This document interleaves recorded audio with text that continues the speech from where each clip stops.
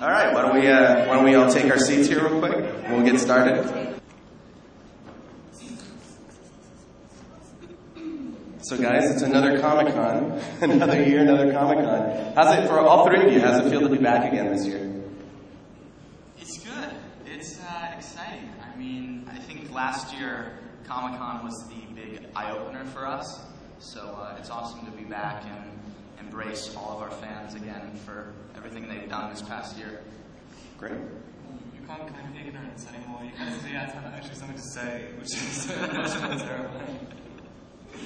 So Rob, I'm gonna throw a question out at you real quick. In the book, even though you leave Bella, you're very much an integral part of the story because you're constantly part of her thoughts. But I know that can be challenging to kind of represent on screen. So how did you and director Chris Weitz go about accomplishing this, or trying to accomplish this?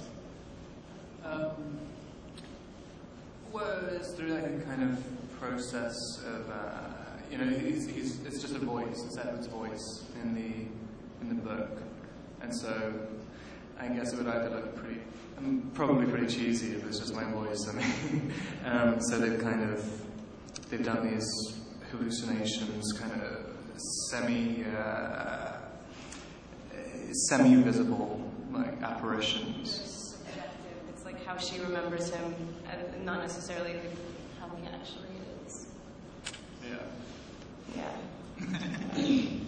And Taylor, I think everyone wants to know about Jacob Black's transformation in this movie. Can you talk a little bit about that and your personal transformation that you had to go through to play the role in the movie? Yeah, I knew, when I was filming Twilight, I knew that Jacob's character changed a lot.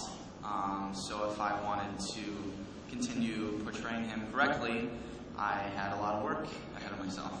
So as soon as I finished filming Twilight, I started hitting the gym, got a personal trainer, started eating a lot of food, good food, of course, proteins, good carbs, cut the sugars, and and it was a lot of work, but it was definitely worth it. Kristen, for you, in the Twilight series, Bella's story arc really starts to develop in New Moon in the second book and film. She's faced with a tremendous amount of conflict, and she becomes an active protagonist. So I just want to know, was it more difficult to prepare for this role than it was last time around, or vice versa?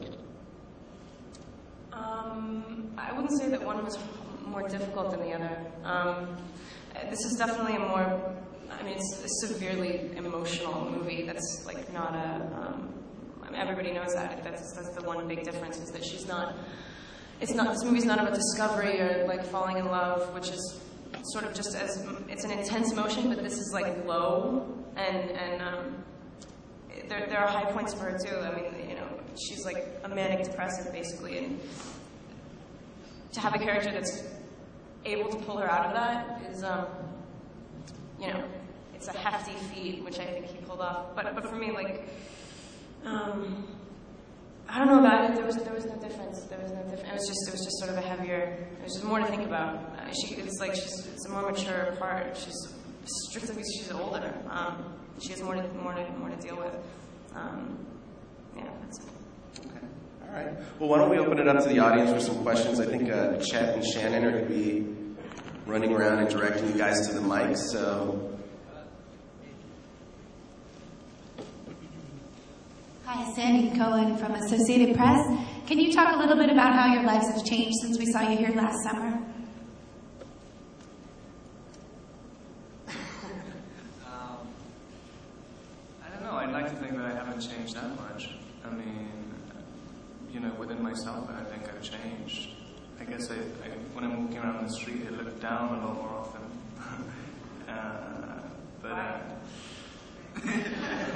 There's something wrong with my neck. No, it's kind of extraordinary. I don't think any of us expected any of this to happen, and especially it seems to keep building and building the magnitude of this franchise. And I mean, Comicon really was the eye opener, and it's just kind of got bigger and bigger, which is very, it's an interesting thing to deal with. True that. I think another thing,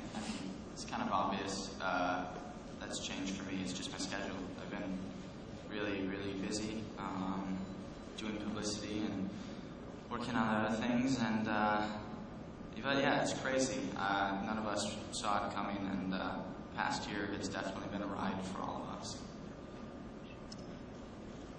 I cut my hair off. Yeah. Okay, next question.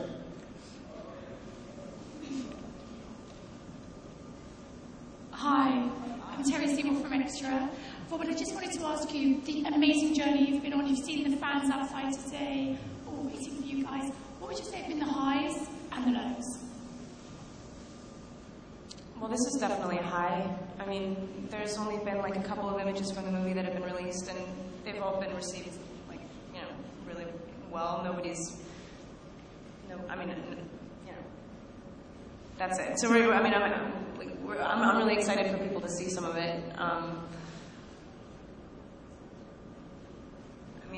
It's a little overwhelming to have so many people here, but I guess it's a good thing. So. I think it's awesome because this is our opportunity to come out and thank our fans for everything they've done for us in Twilight, and we get to embrace them again, and we're so thankful for them. So it's awesome that we get to see them all waiting for us again a year later with the same, if not actually definitely more amount of passion and dedication. So it's really exciting. A little nervous, but it's good. Does that leave me with the lows? I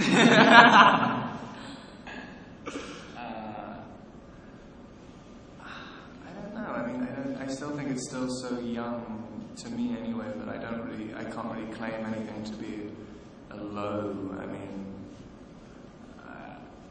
I pretty much live an almost identical life, apart from being recognized. So I don't, and it's not exactly the worst thing in the world.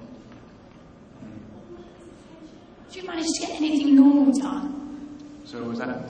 With all of the attention and all the paparazzi following you, how did you manage to get anything normal done, like in everyday life? I never did anything normal anyway. And I just get other people to do it now.